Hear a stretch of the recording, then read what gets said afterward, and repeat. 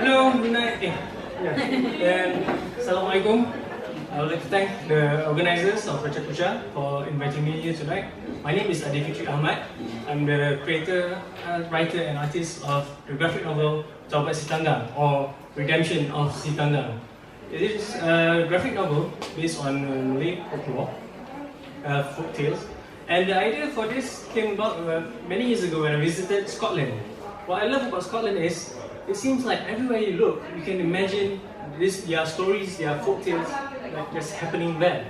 I think this is because their stories are always being told and retold.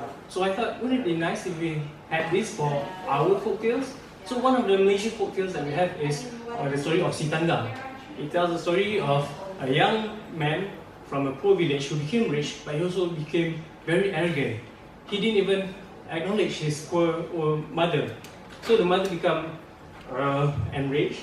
So he cursed him and turned him into stone. So he was left for dead, sinking to the bottom of the sea. But the story doesn't sit well with me, I think, because there's no chance for Tanggang to redeem himself.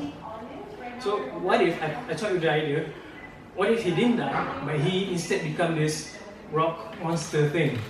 And in the design, I incorporated, say, the tengkolau, the headdress, was a status symbol, but now it becomes something that disfigures him, gives him this grotesque look, very monster-like.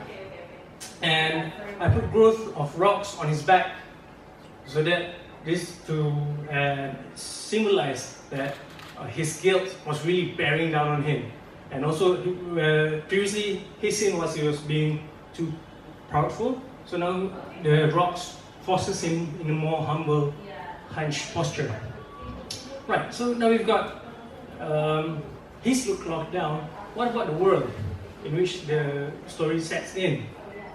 Now, we already toyed with the story of Si Tanggang. What about, let's just play around with other Malay folk tales.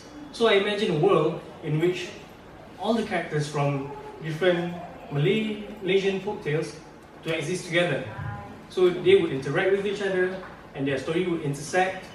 So I find that idea very intriguing, but it is in no way a new idea. There was a comic series called League of Extraordinary Gentlemen, where a bunch of literary characters join forces to essentially become a superhero team, like a Victorian Avengers, if you will. So another inspiration for my graphic novel is from the fantasy series Discworld. What I love about Discworld is they took your typical fantasy tropes and they give it a twist and like really have fun with it in such a way that you appreciate the tropes more. So speaking of tropes, one of the tropes that I use to unify the main characters of my graphic novel is that the idea that a human is made up of his body, mind, and feelings. So Tanggang, in his monstrous form, is very physical. Because of his physics, so he represents the body component. And to counteract this, I choose Sangkanchil to represent the mind, because in his various tales, he's always known for his wisdom, for his intelligence. So he uses his brilliant mind to solve problems and such. And to complement these two, the feeling and intuition component is represented by Silunchai. In his original story, he was saved from drowning because there were some gourds around. So I was lucky to have that. So the Malay word for gourd is labu, which is also the Malay word for pumpkin. So that's why you can see his head is shaped like a gourd, but with a face like a jack-o'-lantern. This is this play on words that I used to create this design.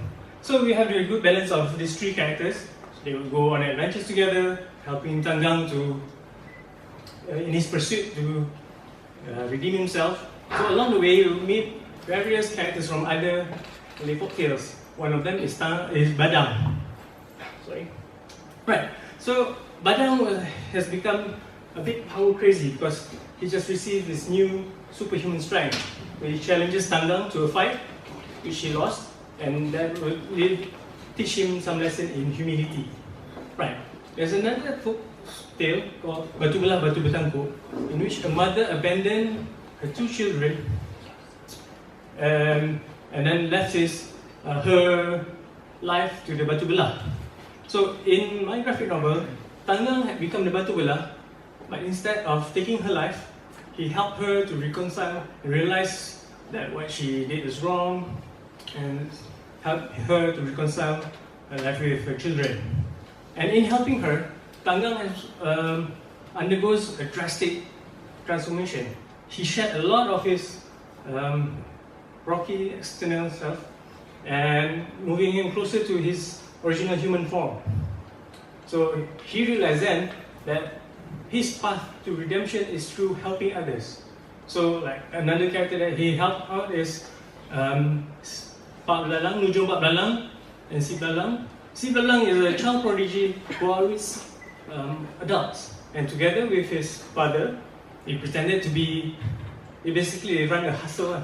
So in this story, their hustle got them into trouble with royalties, and their story quickly become about